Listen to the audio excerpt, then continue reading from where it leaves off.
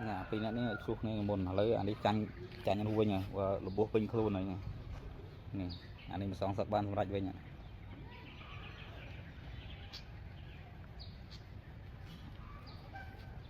ngon này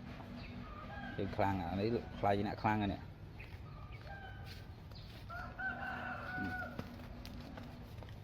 lại hiện ngôi cây này là cây ngày muốn tại vì từ nay hôm nay lấy game xong sập với ban rạch về nhỉ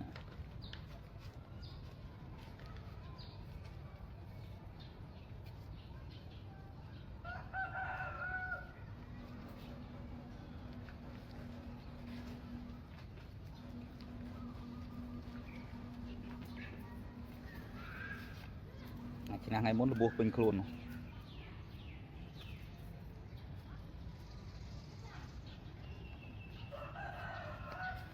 trắng nhiệt ở miền tây buộc hay còn là hai hôm nay chứ